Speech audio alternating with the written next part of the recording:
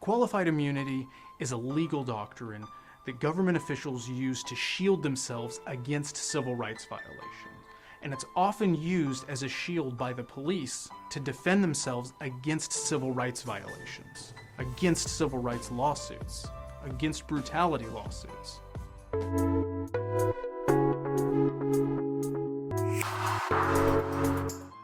The key legal question in a qualified immunity defense is whether or not a clearly established right has been violated. Clearly established right sounds pretty straightforward and reasonable until you find out what the actual definition of a clearly established right is. And it's essentially that there's already been a case that's already been decided with identical facts, and the court has already decided that that identical case is a civil rights violation. Let's take, for example, George Floyd's case. For his family to beat a qualified immunity defense, they're going to have to find a case where in that other case, the police officers kneeled on someone's neck, choking him out, and he died, and the court says this was a civil rights violation. Only then can they take that case, that exact scenario that's already happened, and use it to argue that a clearly established right was violated. Procedurally, qualified immunity is raised at the very beginning of the case. And at the very beginning of the case, the judge is going to decide whether or not qualified immunity applies. If the judge rules that qualified immunity applies, then the case is dismissed.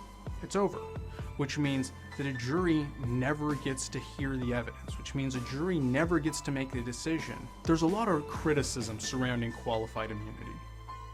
One of the big criticisms is that the Supreme Court pulled this philosophy out of thin air.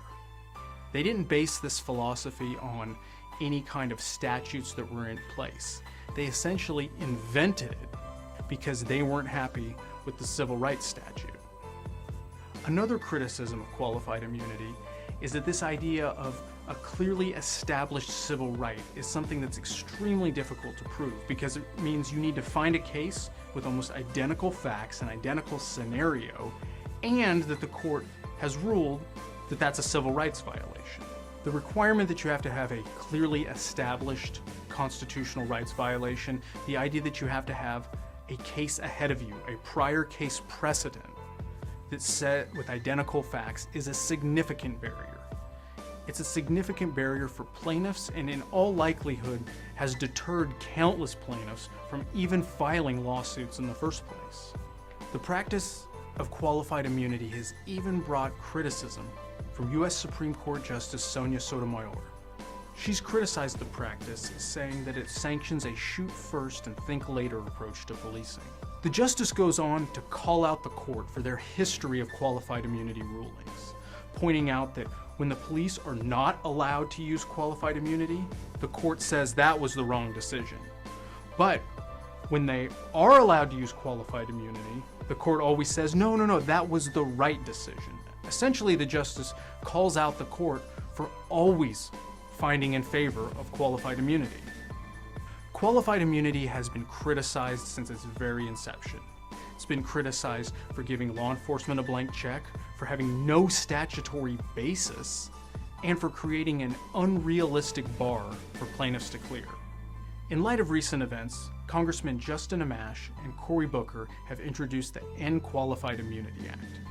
Congressman Amash has stated, "This pattern continues because police are legally, politically, and culturally insulated from consequences for violating the rights of the people whom they have sworn to serve. That must change so that these incidents of brutality stop happening." What do you think of qualified immunity?